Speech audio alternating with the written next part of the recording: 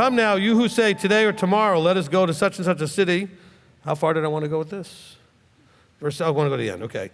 Today or tomorrow, let us go to such and such a city, spend a year there and trade and make a profit.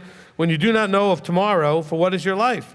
For it is a vapor that appears for a little and then disappears. Instead of saying, if the master desires, we shall live and do this or that. So what's it talking about here? Be careful that you're wrapping too much of your focus on your life in this place, but to make sure it's in the context of what he's doing in your life in this place. And so he just says, look, it's not about, so you choose to move here, you choose to start this kind of business, he wants you to be as successful as you want to be. As long as you don't start thinking it's all about you and losing track of who's allowing all this and inspiring it and giving you skills and talents, etc. He says, instead, you should be saying, if the master desires. In other words, does this match up with his desires? This is not the prayer saying, I want to get a fleece out there to see if he wants me to get this business, this job. I'm going to change the way you see this verse.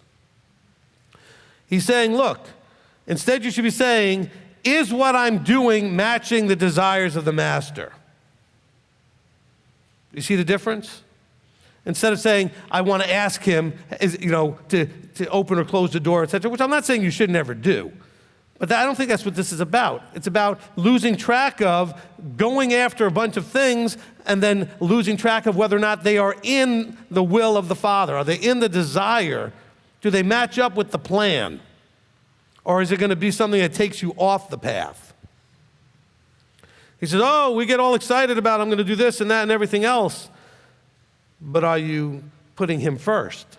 Are you making sure that everything you're doing lines up? And then at some point you were saying that we need to make sure that what we're doing is aligned to... Well, in other words, most things in life that you have choices of really are not Torah issues, okay? But you always want to ask, is this going to interfere with something Abba is doing with you? Yes. Okay? All right? And that's really more the thing, okay? Some of you are having a real issue with trying to make a decision to move here or not. Because after all, there are things that are going on where you live, and that you're going through, etc. And you like some of them, you've got goals and things that you set over there, and yet you have to decide, is that really what he wants you doing? And it may be that he does. I'm not saying he doesn't. Or does he want you putting that aside and whatever he's going to open up over here because he wants you over here? And that's what we're talking about in terms of aligning some of these things, okay? Especially when you're changing locations, changing careers, doing things. Just say, Abba, if this doesn't matter to you, fine. Because a lot of the choices you make, he's like, well, just do whatever you want. Because you could choose the level of life you want to live at, okay, quality of life, etc. But you may, more to the point, he may want you to be in a location where certain things are, where you can accomplish certain things. Like in my life, he didn't let me succeed beyond a certain point in all my different careers, even though I succeeded immensely at first, because if I had stayed successful in those, I never would be doing this. And so at some point I had to ask the question, well, why is it that these other things keep going sideways? And then I realized, because he wanted me doing this. And so these things have to play through. But it's asking the question. You might want to get counsel about it too. Hey, is this something that may be an issue for Abba or not? And there are times when I've had to tell people, look, I'm sure he doesn't care about that particular decision. It's not an Abba-related thing. It's you. What do you want? And a lot of times I frustrate people because the first question I ask them, I know Billy always says, did you pray about it? I don't usually ask that first. I just assume you do or not.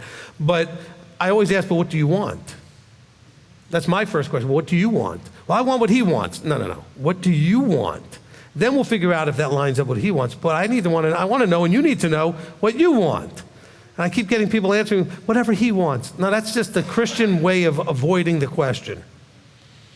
Okay? That's a very Christian way of responding. Well, I just want what he wants. Well, I know you want what he wants. That's why you're asking the question. But what do you want? And then we'll see if what you want lines up with him. Does that make more sense? You got to start off with what you want. I mean, all of this stuff that James is talking about is not a problem having your desires. You got to make sure your desires are not causing you a problem.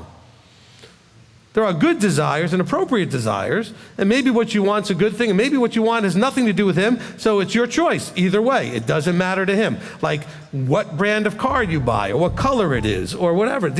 I'm sure he could care less. Okay? Because it's not an issue of his relationship with you. And whether you become, let's say you're thinking, I want to become a plumber or an electrician or a doctor or a lawyer, I don't think he probably cares about that either. What do you want to do?